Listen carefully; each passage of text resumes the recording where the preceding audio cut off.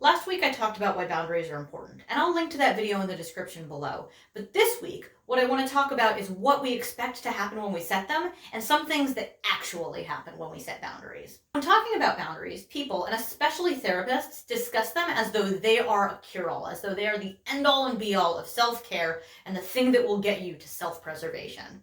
Here's what we think it'll look like when we set a boundary.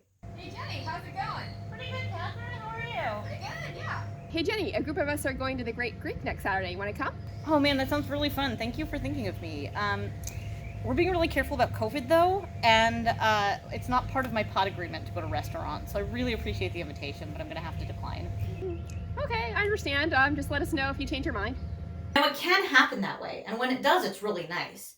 But it might not happen that way. Sometimes, when you set a boundary, people respond with pushback and anger, and that can look something like this. Hey Jenny, you want to come to the Great Greek with us? Oh man, that sounds really fun, but we're being really careful about COVID, and it's not part of my pod agreement to go to restaurants, so I'm gonna have to decline, unfortunately. You'll be okay. You'll be fine. No need to worry. No, I am worried though. I'm really scared of COVID, so I'm no thank you.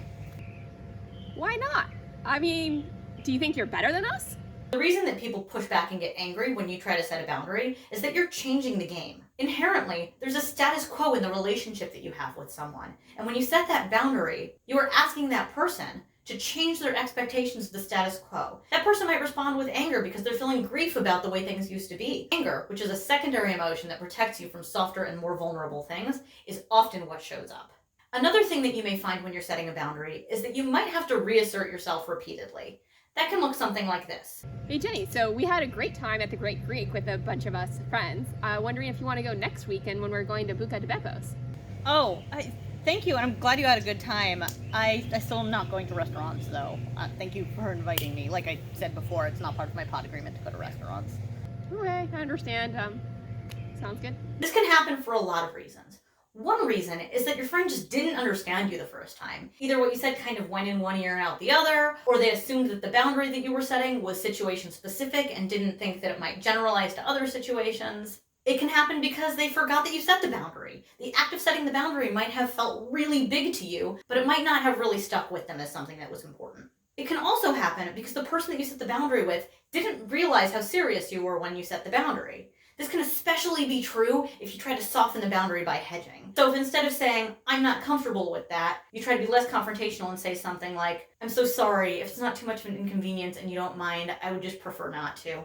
They might think that that actually isn't a boundary, it's just declining an invitation. Or it can happen because your friend thought that your boundary was a time-limited thing. Maybe they didn't realize that your boundary was something that you were setting for the long haul. Maybe they thought it was a one-time occurrence. I suppose it's also possible that the person doesn't respect your boundaries and keeps asking and asking and asking just because they're a huge jerk. And if that's the case, you may want to reevaluate that friendship or relationship. But I'm inclined to make more generous assumptions in these situations. And the reason for that is not that I'm a saint who wants to be nice to everybody. The reason for that is that I find that I'm able to respond more kindly and calmly in these situations rather than escalating them when I assume the best intentions of other people.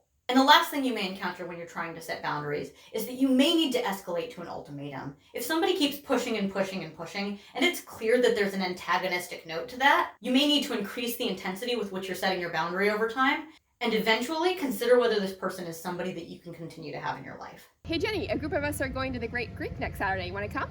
Oh man, that sounds really fun. Thank you for thinking of me. We're being really careful about COVID though, and it's not part of my pod agreement to go to restaurants, so I really appreciate the invitation, but I'm gonna have to decline.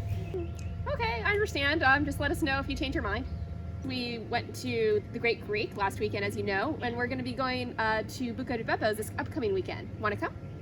Oh, thank you again for thinking of me, and I'm glad you had a good time at the Great Greek. But like I told you, I'm not going to restaurants. It's just like, it's not part of my pod agreement. I'm not comfortable doing it right now. So no thank you. I hope you have fun at Buca de Beppo, but please don't invite me to another restaurant. Okay.